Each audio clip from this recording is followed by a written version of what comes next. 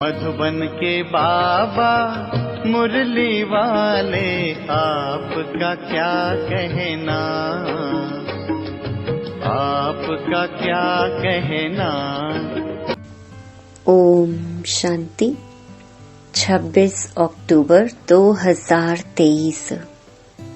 बाबा के महावाक्य। मीठे बच्चे, अभी घोर अंधियारा, भयानक रात पूरी हो रही है। तुम्हें दिन में चलना है। यह ब्रह्मा के बेहद दिन और रात की ही कहानी है। प्रश्न: सेकंड में जीवन मुक्ति प्राप्त करने व हीरे तुल्य जीवन बनाने का आधार क्या है? उत्तर: सच्ची गीता, जो श्रीमद् भगवानुवाच है। बाप तुम्हें सम्मुख जो डायरेक्शन दे रहे हैं, यह सच्ची गीता है, जिससे तुम्हें सेकंड में जीवन मुक्ति पद की प्राप्ति होती है। तुम हीरे तुल्य बनते हो। दूसरा प्रश्न: स्वर्ग के घनेरे सुख किस पुरुषार्थ के आधार से मिलते हैं?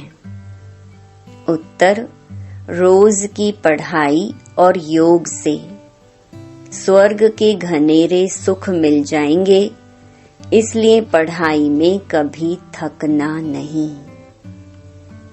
बाप टीचर बनकर पढ़ा रहे हैं, तो तुम अच्छे मार्क्स से पास होने का पुरुषार्थ करो। इसमें आशीर्वाद व कृपा की बात नहीं है। गीत: रात के राही थक मत जाना।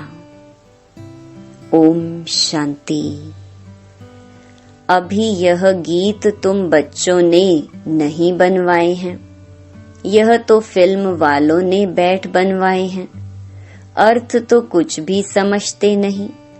हर एक बात का यथार्थ अर्थ ना जानने से अनर्थ हो जाता है। गाते हैं, समझते कुछ भी नहीं है। अब तुम बच्चों को श्रीमत मिली हुई है, किसकी? भगवान की। भगवान को ही भक्त नहीं जानते, तो उन भक्तों की सद्गति कैसे हो सकती है? भक्तों का रक्षक है भगवान।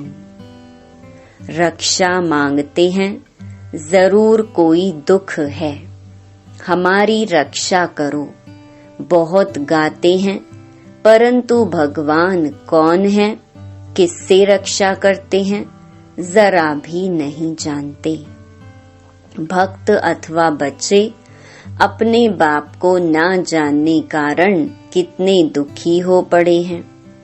अभी इनका अर्थ तुम बच्चे समझते हो। अभी है घोर अंधियारी भयानक रात। आधा कल्प की रात है। कोई भी विद्वान, आचार्य, पंडित नहीं जानते कि रात किसको कहा जाता है। यूं तो यह जानवर भी जानते हैं, रात सोने की, दिन जागने का होता है।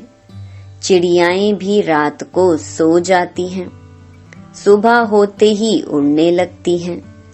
वह दिन रात तो कॉमन है। यह ब्रह्मा की बेहद की रात और बेहद का दिन है। बेहद का दिन सतयुग त्रेता और रात द्वापर कलयुग। आधा आधा चाहिए ना। दिन की आयु भी 2500 वर्ष है। इस दिन रात का तो किसको पता नहीं है। अभी तुम बच्चे जानते हो कि रात पूरी होती है, अर्थात 84 जन्म पूरे होते हैं, अथवा ड्रामा का चक्कर पूरा होता है, फिर दिन शुरू होता है। रात को दिन और दिन को रात बनाने वाला कौन है, यह भी कोई नहीं जानते। भगवान को ही नहीं जानते तो यह सब बातें कैसे जान सकते। मनुष्य पूजा करते हैं परंतु समझते नहीं कि यह कौन है जिसकी हम पूजा करते हैं।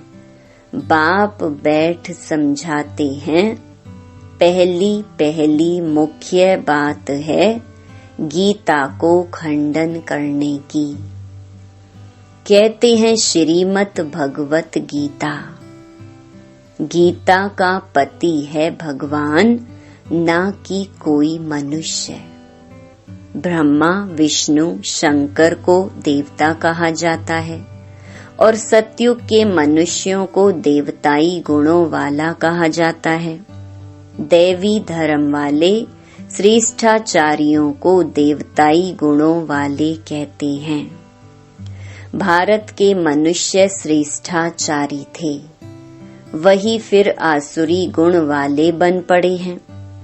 मुख्य धर्म शास्त्र 4 हैं और कोई धर्म शास्त्र है नहीं।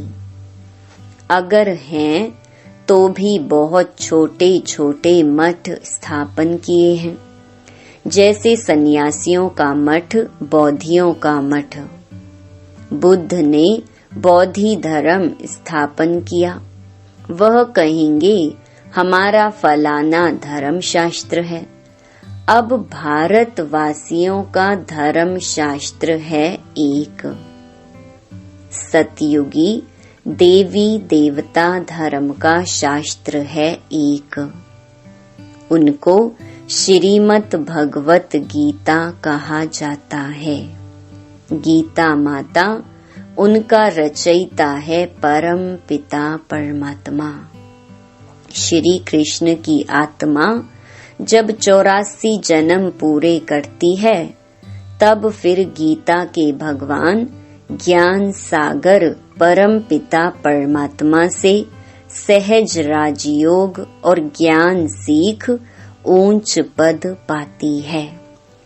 ऐसे ऊंच ते ऊंच धर्म शास्त्र को खंडन कर दिया है, जिस कारण ही भारत कौड़ी तुल्य बना है। यह भी ड्रामा में एकच भूल है जो गीता को खंडन कर दिया है।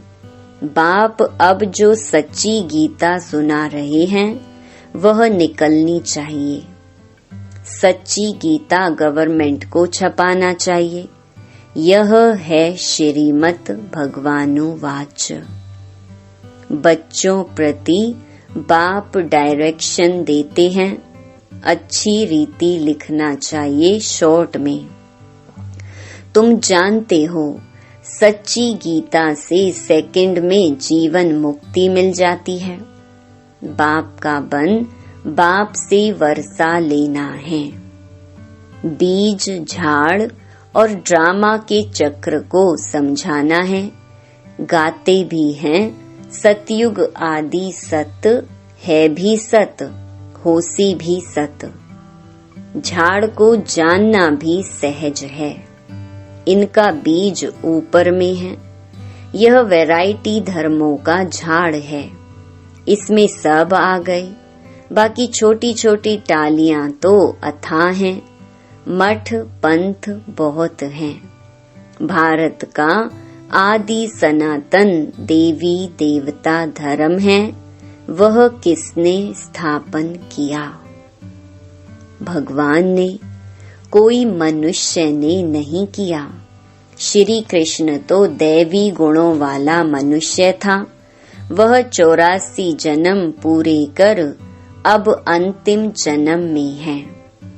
सूर्यवंशी, चंद्रवंशी, वैश्यवंशी बनते बनते कलाएं कम होती जाती हैं।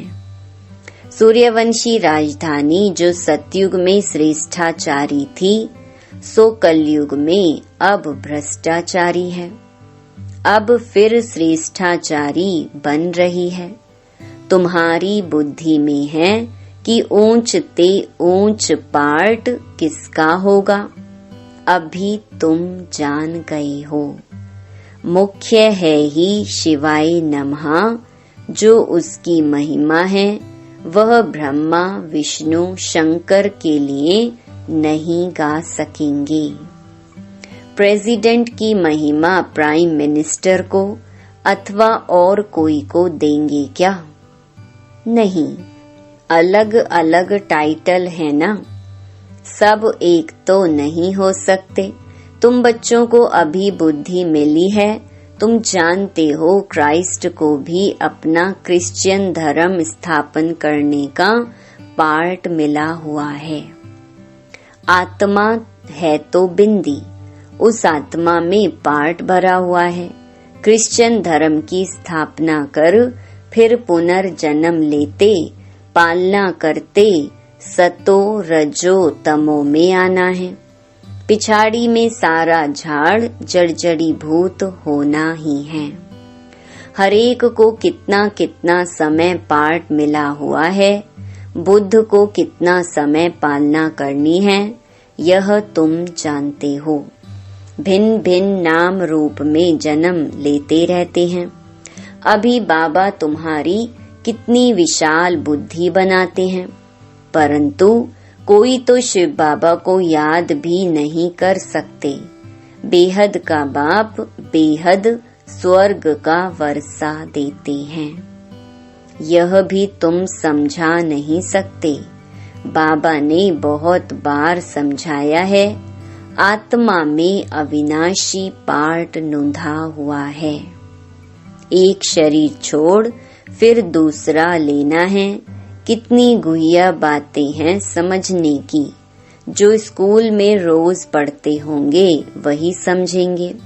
कोई तो चलते चलते थक जाते हैं, गाते भी हैं, तुम मात पिता हम बालक तेरे। बाप कहते हैं, हम तुमको स्वर्ग के सुख घनेरे देने का पुरुषार्थ करा रहे हैं। तुम थक नहीं जाना। इतनी ऊंच ते ऊंच पढ़ाई पढ़ना तुम छोड़ देते हो। कोई तो पढ़ाई छोड़ फिर विकार में भी चले जाते हैं, जैसे का तैसा बन जाते हैं। चलते चलते गिर पड़ेंगे तो और क्या होगा। भल वहाँ सुख में है, परंतु पद में तो फर्क है ना। यहाँ सब दुखी हैं, वहाँ राजा प्रजा सबको सुख है। फिर भी पद तो ऊंचा लेना चाहिए ना। पढ़ाई छोड़ दी तो मात पिता कहेंगे तुम तो लायक नहीं हो। बाप से स्वर्ग का वर्षा लेते लेते कई बच्चे थक जाते हैं। चलते चलते माया वार कर देती है तो लौट जाते हैं।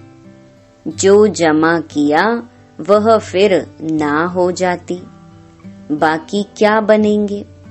स्वर्ग में भल जाएंगे, लेकिन बिल्कुल साधारण प्रजा जाकर बनेंगे। बाप कहते हैं, हमारा बनकर फिर थक कर बैठ गए व ट्रेटर बन गए तो प्रजा में चंडाल जाकर बनेंगे। सभी चाहिए ना। स्वर्ग का मालिक बनते बनते अगर पढ़ाई को छोड़ देते तो उन जैसा महान मूर्ख दुनिया में कोई होता नहीं। लिखते भी हैं, तुम मात पिता हम बालक तेरे। तुम्हारी कृपा से स्वर्ग के बहुत सुख घनेरे मिलते हैं। कृपा करो। बाप कहेंगे, कृपा की तो बात ही नहीं। मैं टीचर हूँ, पढ़ाऊंगा, पुरुषार्थ तुम करो अच्छे मार्क्स से पास होने का। बाकी मैं थोड़े ही बैठ सब पर आशीर्वाद करूंगा। तुम योग में रहो तो ताकत मिलती रहेगी। सभी थोड़े ही गद्दी पर बैठेंगे, एक दो के सिर पर बैठेंगे क्या। तो धर्म मुख्य है ही 4, शास्त्र भी 4 हैं, उनमें मुख्य है गीता। बाकी सब उनके बच्चे हैं। वर्षा तो मात पिता से ही मिलता है। अब बाप सम्मुख समझा रहे हैं, सिर्फ गीता पढ़ने से ही थोड़े ही राजाओं का राजा बन जाएंगे। बाबा ने तो गीता पढ़ी है, परंतु उनसे होता कुछ भी नहीं है। यह सब हैं भक्ति मार्ग के शास्त्र। तुमको पुरुषार्थ कर 16 कला संपूर्ण बनना है। अभी तो तुम्हारे में कोई कला कोई गुण नहीं रहा है। गाते भी हैं, मुझ निर्गुण हारे में कोई गुण नाही, आपे ही तरस परोई। हमको फिर 16 कला संपूर्ण बनाओ, जो हम थे फिर बनाओ। अब तुम जानते हो, बाप सम्मुख आकर समझा रहे हैं। एक निर्गुण संस्था भी बना दी है। निर्गुण निराकार का अर्थ भी नहीं जानते हैं। शिव का तो आकार भी है, जिसका नाम है तो जरूर चीज भी है ना। आत्मा इतनी सूक्ष्म है, उनका भी नाम है। ब्रह्म महतत्व जहाँ आत्माएं निवास करती हैं, वह भी नाम है ना। नाम रूप से न्यारी तो कोई चीज होती नहीं। भगवान को कहते नाम रूप से न्यारा, फिर उनको सर्वव्यापी कह देते हैं। यह कितनी बड़ी भूल है। मनुष्य जब इन बातों को समझे तब तो निश्चय करें, बाबा हमने आपको जाना है। कल्प कल्प आपसे राज्य भाग्य लेते आए हैं। ऐसा निश्चय हो तब पढ़ सकते हैं। यहाँ से बाहर निकलते और भूल जाते हैं। इसलिए पहले पहले तो लिखवा लेना चाहिए। बरोबर शिव बाबा आया है राज योग सिखलाने। लिख कर भी देते, फिर पढ़ते नहीं। ब्लड से भी लिख कर देते हैं, परंतु आज है नहीं। माया कितनी तीखी है। बाप कितना बैठ समझाते हैं। तुम्हारी विहंग मार्ग की सर्विस तब होगी जब ऐसे ऐसे पत्र लिखेंगे। तुम्हारी शक्ति सेना में भी नंबरवार हैं। कोई चीफ कमांडर हैं, कोई कैप्टन हैं, कोई मेजर्स हैं, कोई सिपाहियों के साथ बोझा उठाने वाले भी हैं। सारी सेना है। बाबा तो पुरुषार्थ कराएंगे ना। हरेक के पुरुषार्थ करने से समझ में आता है, यह राजा रानी बनेंगे व अच्छी साहूकार प्रजा में जाएंगे, यह साधारण प्रजा में जाएंगे, यह दास दासी बनेंगे। यह तो बिल्कुल सहज है समझने का। तो पहली मुख्य बात को उठाना है। बाबा कितनी ललकार करते हैं महारथियों को। तो विहंग मार्ग की सेवा के लिए विचार चलने चाहिए। अच्छा, मीठे मीठे सिकिलधे बच्चों प्रति मात पिता बाप दादा का याद प्यार और गुड मॉर्निंग। रूहानी बाप की रूहानी बच्चों को नमस्ते। धारणा के लिए मुख्य सार। पहला, पढ़ाई में थकना नहीं है। ऊंच ते ऊंच पढ़ाई रोज पढ़नी और पढ़ानी है।